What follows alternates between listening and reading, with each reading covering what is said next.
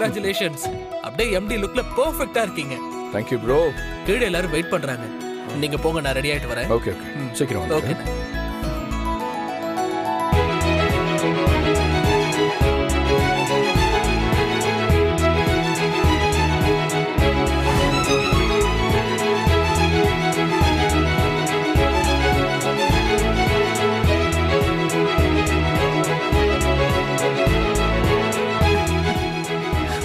மாமா, நான் உங்களுக்காக ஒரு கிஃப்ட் வாங்கியிருக்கேன்.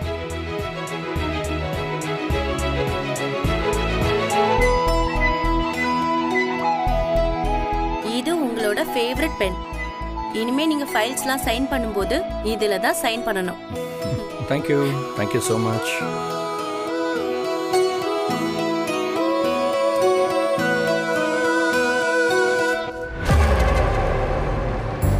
Thank you. அண்ணி, நான் பெருமைக்கால அதை சொல்லல. ஆதியை பாக்குறப்போ அப்படியே அண்ணனை பாக்குற மாதிரியே இருக்கு. ஏங்க, நானே சொல்லணும்னு நினைச்சிட்டு இருந்தேன், அதுக்குள்ள நீங்க சொல்லிட்டீங்க. ஆதி எப்படி பாக்கணும்னு எத்தனை வருஷமா காத்துட்டு இருந்தோம்.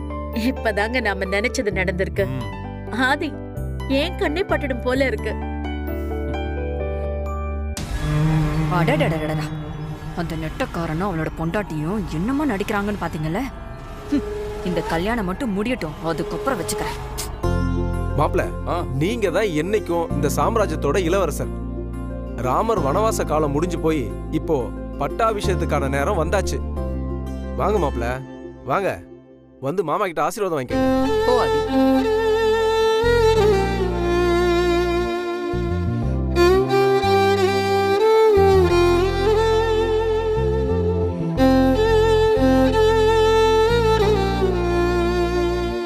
மாமா, என்ன ஆசீர்வாதம் பண்ணுங்கம்மா.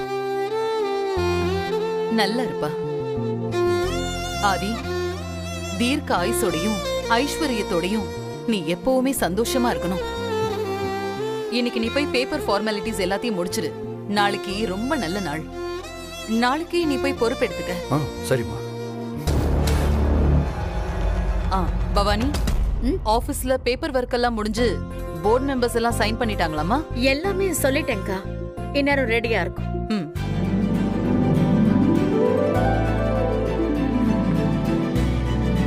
டேய் ஆதி,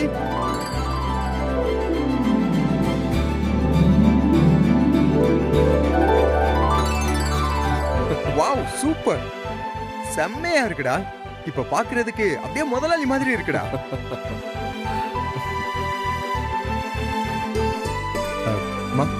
வணக்கம். வணக்கம். பாப்பா. எம்டி சார், வாழ்த்துக்கள். போதுண்டா, ஓரா கலாய்க்காத. டேய், இதுல கலாய்க்கிறதுக்கு என்னடா இருக்கு? நான் உண்மையை தானே சொன்னேன், இல்லையாமா? ஆமாப்பா. கேசவன், ஆதி இப்ப உனக்கு பாஸ், அது ஞாபகம் இருக்கட்டும்.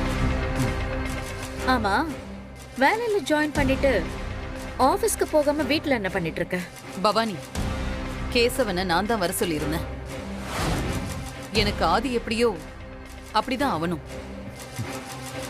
ஆதிக்கு இவனை விட நம்பிக்கையா வேற யாரும் கிடைக்க மாட்டாங்க. மேடம், வணக்கம் மேடம். வாங்கப்பா. நம்ம காஞ்சிபுரம் ஃபேக்டரியில இருந்து ஃபைல் வந்திருக்கு. அதுல மேனேஜர் உடனே சைன் வாங்கிட்டு வர சொன்னாரு. ஆமா, மேனேஜர் ஃபோன் பண்ணியிருந்தாரு, நான் தான் மறந்துட்டேன். கொடுங்க. சரி, நீங்க போங்க. Okay madam. அக்கா, இதுல ஒரு சைன் பண்ணி கொடுத்துருங்க அக்கா. ஆக்சுவலா நேத்தே அவசரம்னு சொல்லியிருந்தாங்க, நான் அதுக்காக தான் நேரா வீட்டுக்கே கொடுத்து விட சொன்னேன். அதான் இப்போ புது எம்டி வந்தாச்சே பவானி, இனிமே இதெல்லாம் இவன் தான் பாத்துப்பான். நான் தான் ரிட்டையர் ஆயிட்டேன்ல. அக்கா, இன்னும் டாக்குமெண்ட்ஸ் எல்லாம் மாறி ரிஜிஸ்டர் ஆனதுக்கு அப்புறம் தான் ஆதி சைன் பண்ண முடியும். அந்த ப்ராசஸ் முடிகிற வரைக்கும் நீங்க தானே சைனிங் அத்தாரிட்டி. இந்த பேப்பர்ஸ் வேற அர்ஜென்ட்னு சொல்லியிருக்காங்க, அதனால. சரி, அதை கொடு. இந்தாங்க.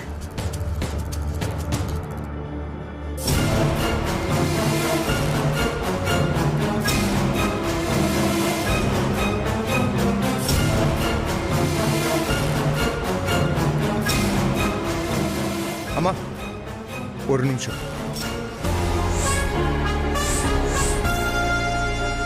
அந்த ஃபைல்ல என்ன இருக்குன்னு பார்க்காம அப்படியே சைன் பண்றீங்க? இதுல புதுசா பாக்குறதுக்கு என்ன இருக்கு? இதெல்லாம் முன்னாடியே பவானி பார்த்துட்டு தான் என்கிட்ட கொடுத்துருக்கா. மறுபடியும் நான் வேற பார்க்கணுமா? அது இல்லம்மா, நான் தப்பு சொல்ல வரல. இருந்தாலும் எதுக்கும் சைன் பண்றதுக்கு முன்னாடி நீங்களும் பார்க்கறது நல்லது தானம்மா? இது வரைக்கும் நான் பார்த்தது இல்லப்பா. பவானியும் ஏகாம்பரமும் தான் எல்லாமே இது வரைக்கும் பார்த்துக்கிட்டு இருக்காங்க. ஒரு தப்பு கூட நடந்தது இல்லையே. அக்கா, கேசவ சொல்றது சரிதானே? கையெழுத்து போறதுக்கு முன்னாடி ஒரு வாட்டி படிச்சு பார்க்கறதுல என்ன இருக்கு? சரிப்பா, எப்படியோ நீங்க தானே கம்பெனியை பாத்துக்க போறீங்க.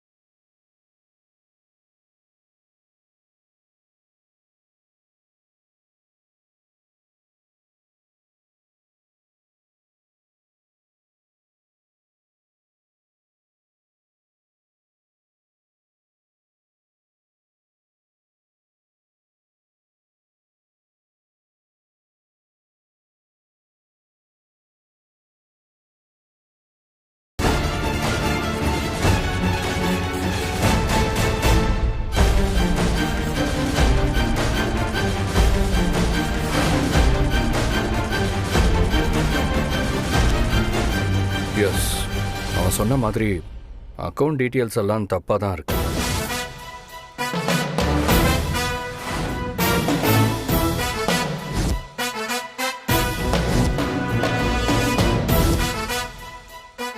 என்ன அது சொல்ற? நல்லா பாத்துட்டியா? ஆமாம்மா, பர்ச்சேஸ் அண்ட் சேல்ஸ் டீட்டெயில்ஸ் ரெண்டுமே மேட்ச் ஆகல. எதுக்கும் ஒரு தடவை ஃபுல்லாக அக்கௌண்ட்ஸை செக் பண்ணுறது தான் நல்லது. அட கடவுளே, இதெல்லாம் எப்படிங்க நடந்துச்சு? எல்லாத்தையும் அந்த மேனேஜர் பார்த்துப்பான்னு நம்பி விட்டதுக்கு எவ்வளவு பெரிய துரோகம் பண்ணிருக்கான் பாருங்க. தப்புதான், எல்லாமே ஏன் தப்புதான். நான் ஒரு முறை பார்த்திருக்கணும், யாரையும் நம்பி இருக்க கூடாது. அக்கா அக்கா, என்ன மன்னிச்சிருங்க. நான் இப்போ உடனே போய் யார் பண்ணாங்க என்ன ஏதுன்னு விசாரிச்சுட்டு வரேன்க்கா. அடடடடடா, என்ன நடிப்பு, என்ன நடிப்பு! அப்படியே மாட்டிக்கிட்டதும் உடனே பிளேட்டை மாத்தி பழி தூக்கி மேனேஜர் மேல போடலான்னு பாக்குறீங்களா? ஏங்க, இது ஒன்றும் பழைய கம்பெனி இல்ல, இப்ப புதுசா வாங்கினது. இதுல எப்படி கணக்கு தப்பாகும்?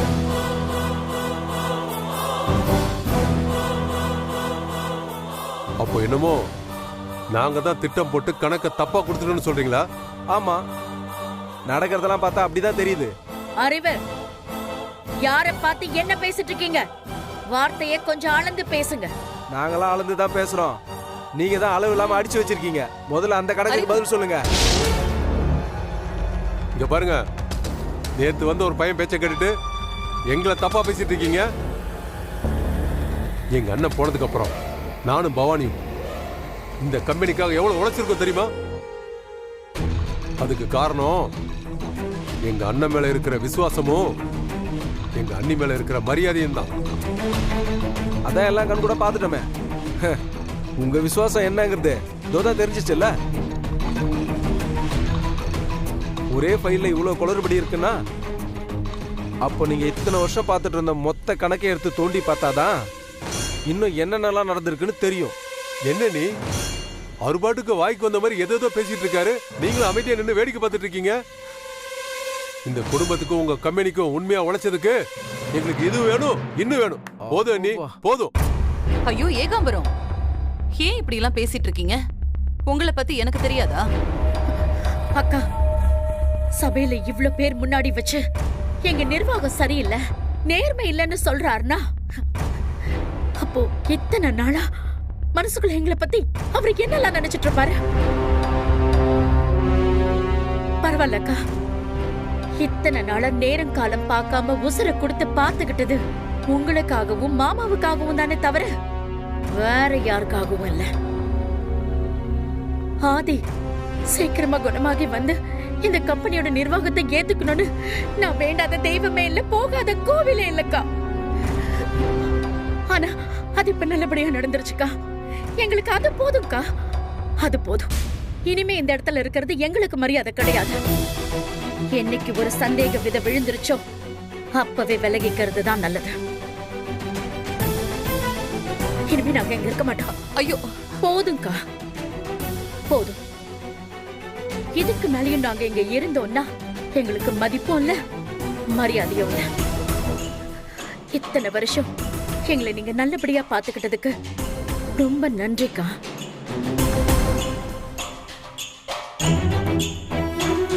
எப்படியோ இந்த வீட்டை பிடிச்ச சனியனுங்க தொலைஞ்சா சரிதான்.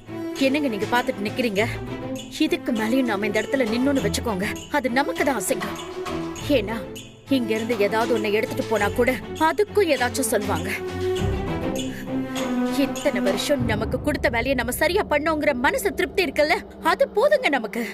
கட்டின துணியோட வாங்க, வேற எங்கேயாவது போய் பழச்சுக்கலாம் வாங்க. பவானி, பவானி நில்லு. என்னம்மா, நான் சொல்றது கொஞ்சம் கேளு. அறிவுதான் ஏதோ புரியாம பேசிட்டானா நீ ஏன் அதை பெருசா எடுத்துக்கிற?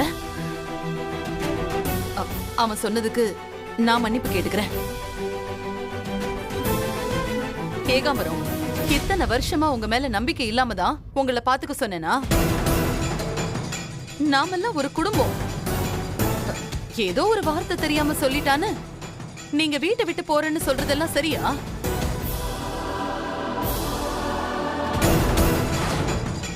இத பாருங்க, இன்னொரு தடவை இந்த வீட்டை விட்டு போறேங்கிற வார்த்தை உங்க வாயில இருந்து வரக்கூடாது. அக்கா நீங்க சொல்றீங்க, ஆனா அவரு அத நினைக்கவே இல்லையே. என்ன நடந்தது ஏது நடந்ததுன்னு தெரியாம பட்டுன்னு அவர் பாட்டுக்கு வார்த்தையை அள்ளி வீசிட்டார்ல. அப்ப நாங்க இங்க இருக்கிறது பிடிக்காம தானே அவர் மனசுல இருந்து அப்படி ஒரு வார்த்தை வந்திருக்கும். டே அறிவு, என்னடா இதெல்லாம்? நீ உன் வாயை வச்சுக்கிட்டு சும்மா இருக்க மாட்டியா? இத்தனை வருஷம் இவங்க உழைப்ப வாங்கிக்கிட்டு இன்னைக்கு அவங்களுக்கு கெட்ட பேரை கொடுத்து அனுப்புறது பாவண்டா. வா, அவங்க கிட்ட மன்னிப்பு கேளு.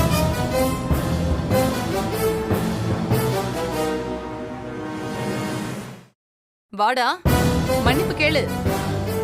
என்ன சித்தப்பா நீங்களும் யோசிக்கிறீங்க? சின்ன வயசுல அப்பா போனதுக்கு அப்புறம் நான் அப்பா ஸ்தானத்துல உங்களை தான் வச்சு பார்த்துட்டு இருந்தேன். இந்த நேரத்துல நீங்க என்னை விட்டுட்டு போறேன்னு சொல்றது சரியா? சித்தி நீங்களே சொல்லுங்க சித்தி, அம்மா இது வரைக்கும் உங்களை ஒரு வார்த்தை சொல்லிருப்பாங்களா? ஆனந்த விட நீதான் எனக்கு முத பையனை சொல்லிக்கிட்டே இருப்பீங்களே, இப்ப நீங்களே இந்த வீட்டை விட்டு போறேன்னு சொல்லலாமா? இல்ல ஆதி, நீங்க எதுவும் இப்ப பேச வேண்டாம் சித்தி. ஏதோ தப்பு நடந்தது உண்மைதான், ஆனா அதுக்கு நீங்க தான் காரணம்னு நானோ அம்மாவோ சொன்னோமா? எங்களுக்கு 1% கூட உங்க மேல சந்தேகம் இல்லை.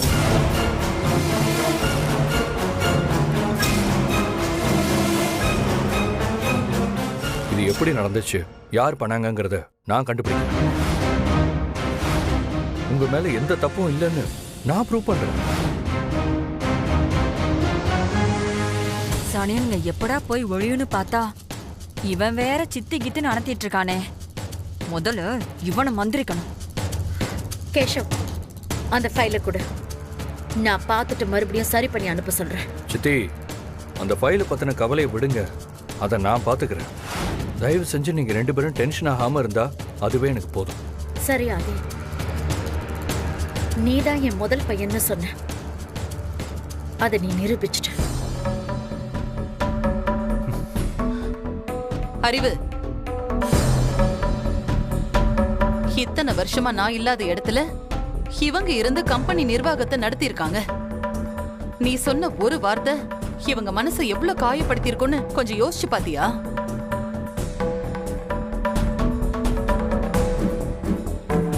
இனிமேலாவது தேவையில்லாத விஷயத்துல தலையிடுறத நிறுத்திக்க. சரிக்கா. போ.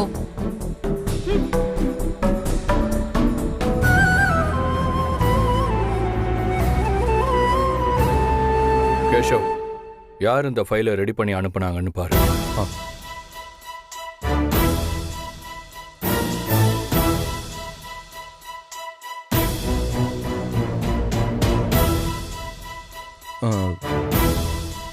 பாரதின்னு ஒரு அக்கௌண்டன்ட் அனுப்பிச்சிருக்காங்க. சரி, நாளைக்கே நாம 2 பேரும் காஞ்சிபுரம் போறோம். நான் அந்த பாரதியை பார்க்கணும்.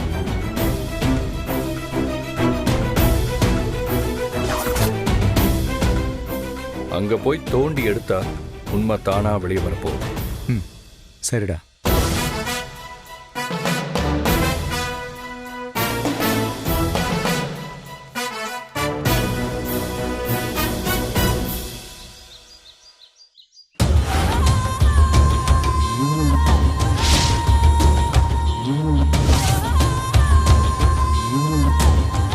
போச்சு பவானி, எல்லாம் போச்சு.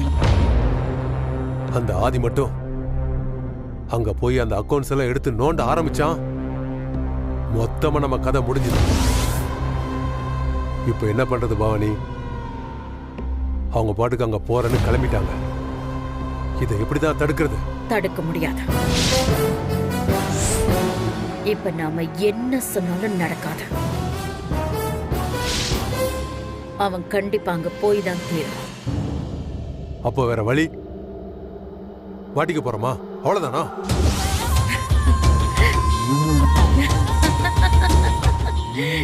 என்னது மாட்டுக்கிறதா? நானா?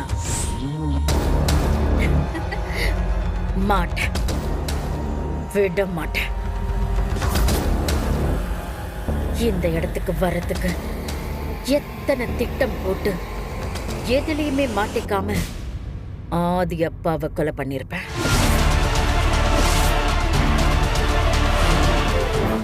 அப்பா போயிட்டா போதும், ஹார்ட்ல பிரச்சனை இருக்கிற ஆதி பொழைச்சு வந்து சேர மாட்டான்னு நினைச்சேன்.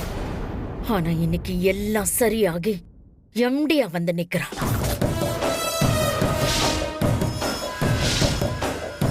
இத்தனை காலம் கட்டி காப்பாத்தின பதவியையும் பேரையும் இவன் போய் கண்டுபிடிச்சு தூக்குறதுக்கு விட்டுருவனா? எனக்கு இந்த பதவி வேணும்.